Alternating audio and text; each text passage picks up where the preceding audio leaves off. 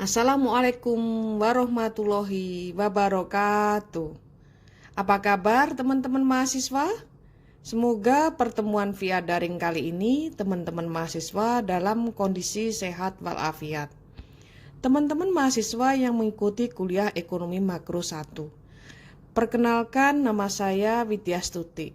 Saya adalah dosen Departemen Ilmu Ekonomi Fakultas Ekonomi dan Manajemen. Pada hari ini saya akan menyampaikan materi bab 8 mengenai pertumbuhan ekonomi 2. Ingat ya teman-teman mahasiswa bahwa teori Solo ini menjadi dasar bagi teori pertumbuhan ekonomi lainnya, seperti teori RCK, Ramsey, Cash, dan Kopman, Diamond Model, teori pertumbuhan endogen, teori Solo Growth Model untuk human capital, dan juga bahkan learning by doing. Saya akan recall kembali mengenai pertemuan sebelum UTS.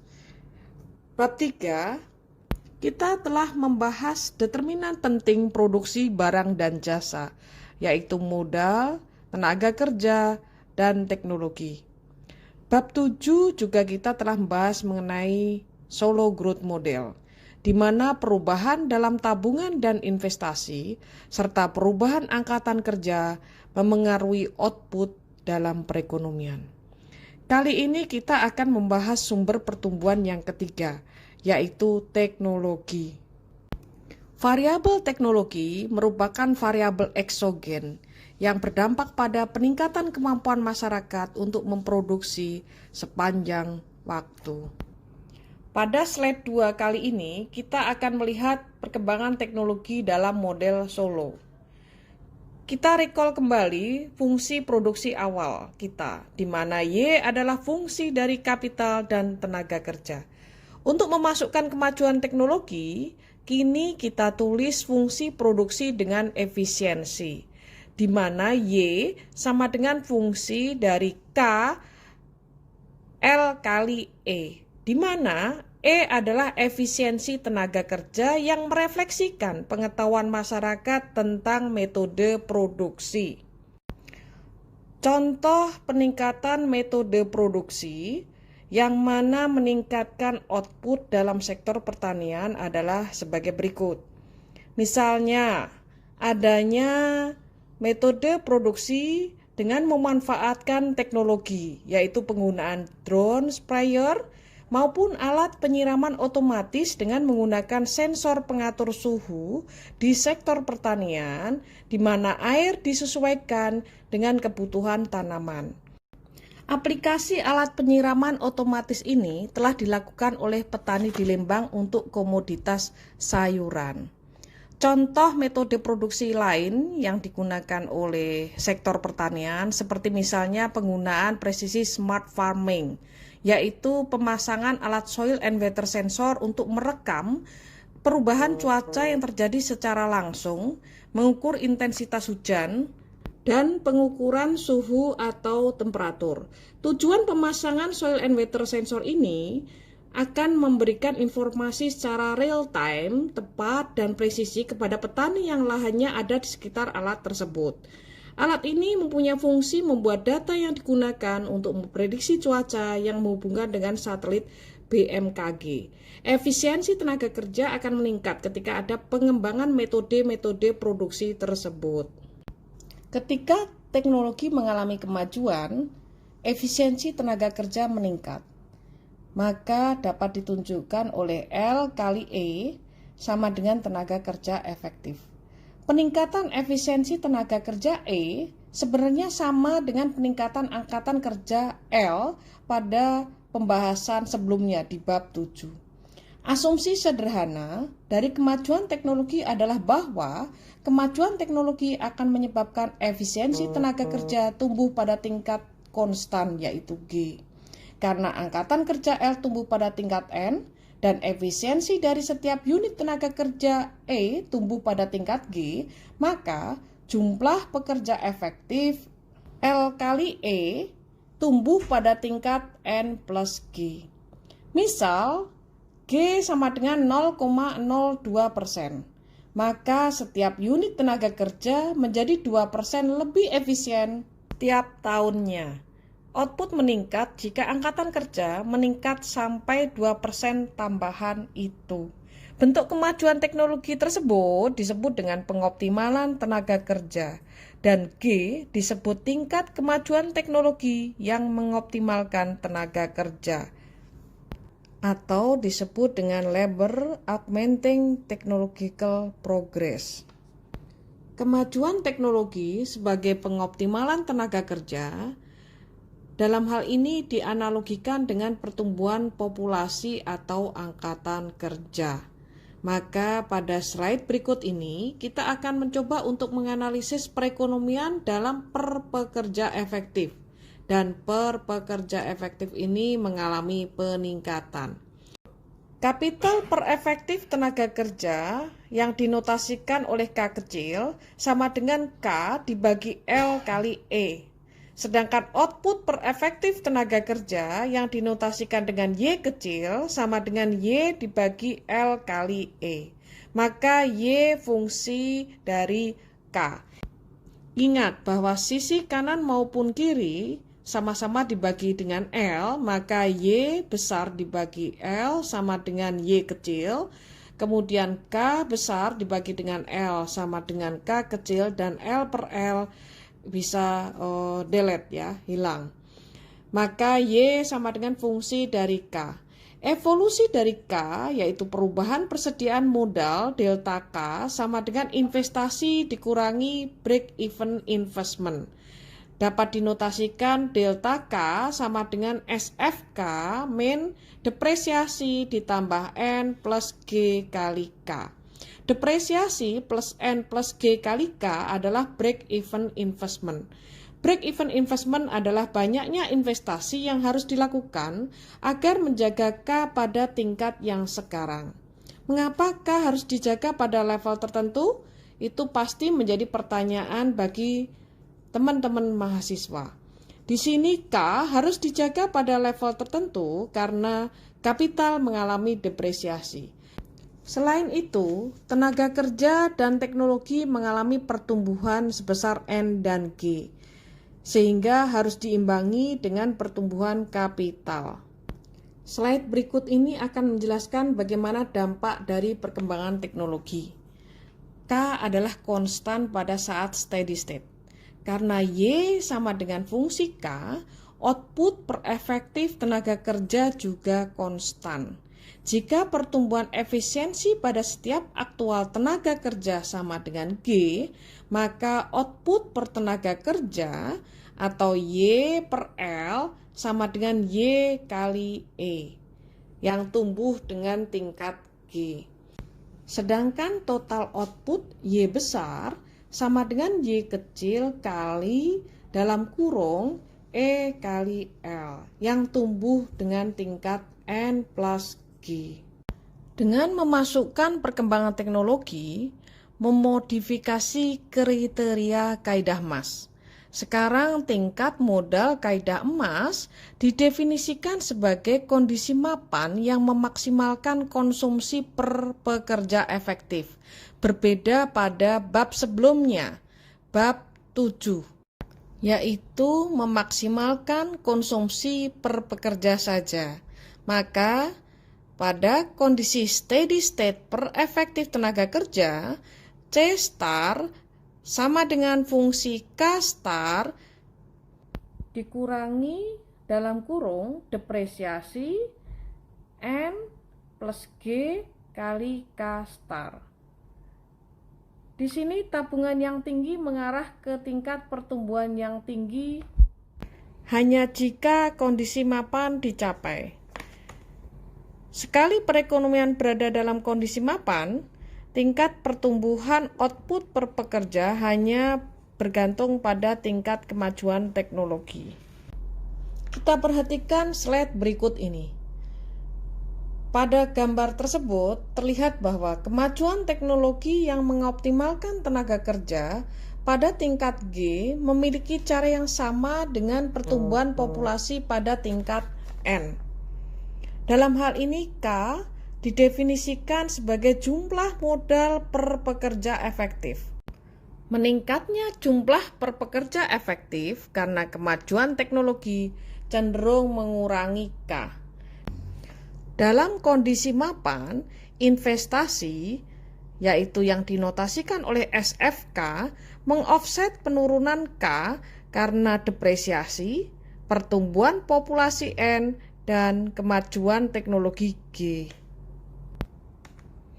Mari kita lanjutkan bagaimana kemajuan teknologi menjelaskan peningkatan standar hidup berkelanjutan. Konsumsi steady state yang dimaksimalkan atau maksimum konsumsi steady state sama dengan MPK sama dengan depresiasi ditambah N ditambah G.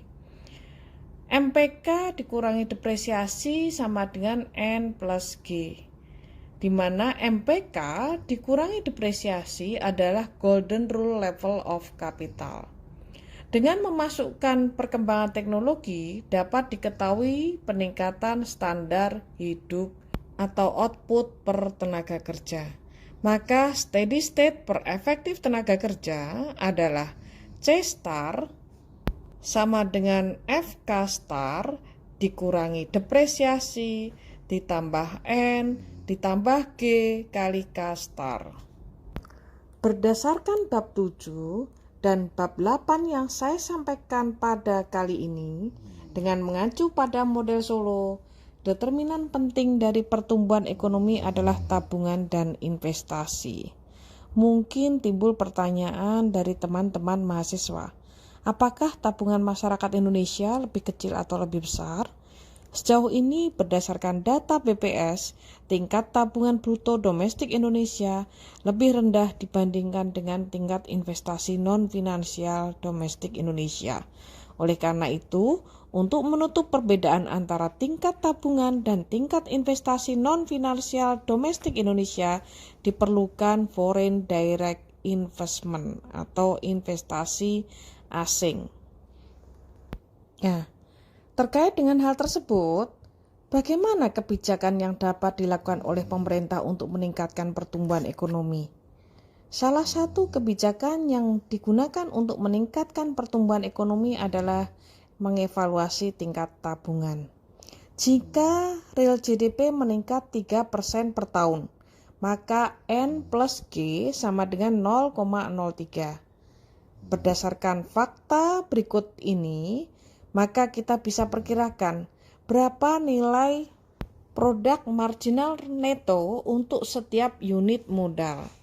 Apabila diketahui kapital stok 2,5 kali GDP, penyusutan kapital 10% dari GDP, kemudian pendapatan kapital 30% dari GDP, maka dapat kita peroleh delta sama dengan 0,04, yaitu 0,1 Y dibagi dengan 2,5 Y.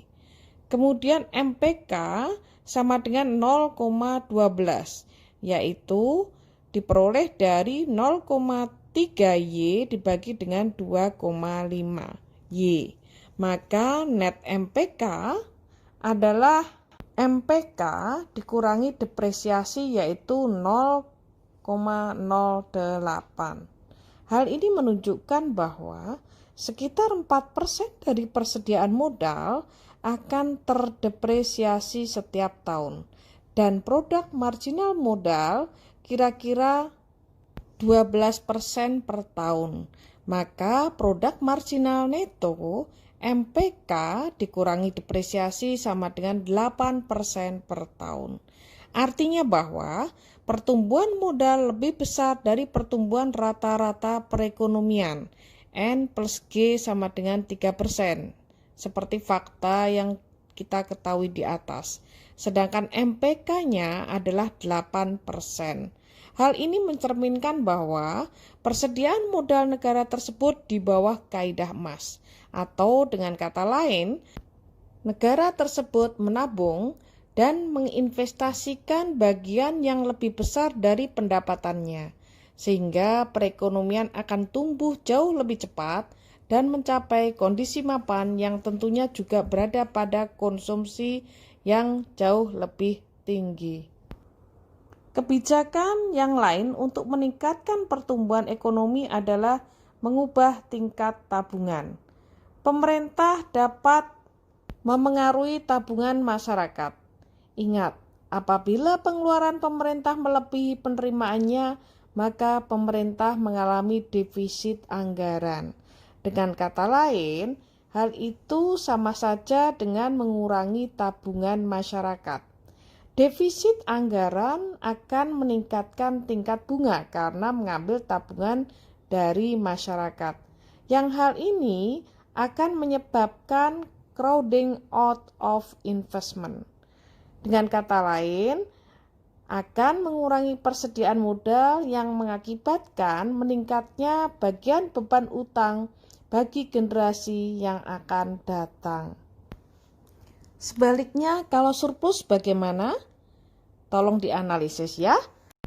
Kebijakan lain untuk meningkatkan pertumbuhan ekonomi adalah mengalokasikan investasi perekonomian. Investasi tidak hanya berupa infrastruktur, tapi juga investasi sumber daya manusia. Investasi sumber daya manusia ini bisa membutuhkan infrastruktur fisik, misalnya buku, perpustakaan, ruang kelas, di samping juga investasi non-fisik, yaitu pengajar, waktu belajar, dan lain sebagainya.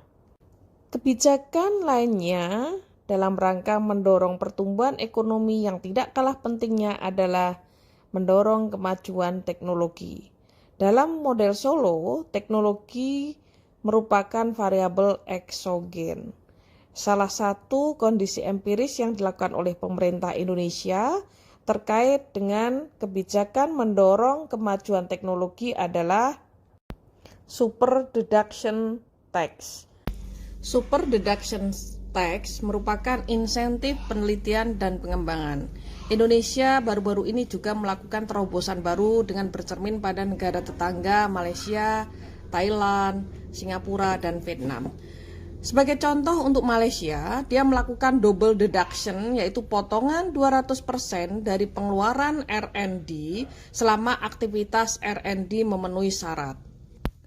Di Singapura, pemberian fasilitas untuk mempromosikan inovasi dan mendorong bisnis, terutama dalam membangun fasilitas risetnya, adalah melalui pengurangan pajak yang mencapai 50% terhadap pengeluaran yang memenuhi syarat, dan hibah tunai yang mencapai 30% atau 50% untuk perusahaan yang memenuhi kualifikasi.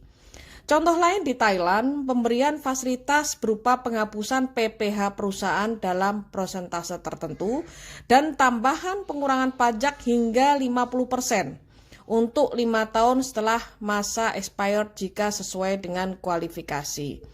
Insentif pajak lainnya yaitu pemotongan pajak sebesar 300% untuk R&D dan percepatan depresiasi mesin dan peralatan sebesar 40% dalam proses R&D. Di Vietnam, badan usaha diizinkan untuk membentuk dana riset dan pengembangan yang dapat dikurangkan dari pajak. Perusahaan dapat mengalokasikan hingga 10% dari laba tahunan sebelum pajak untuk dana tersebut. Baiklah, selanjutnya kita coba melihat model-model lain di luar model Solo, yang mana ini juga sebenarnya pengembangan dari Solo Growth Model. Selain model Solo, disebut juga dengan teori pertumbuhan endogen karena menolak asumsi model Solo tentang perubahan teknologi yang berasal dari luar atau eksogen.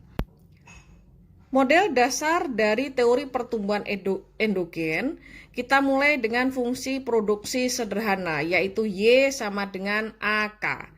Y adalah output, K adalah persediaan modal, dan A adalah konstanta yang mengukur jumlah output yang diproduksi untuk setiap unit modal.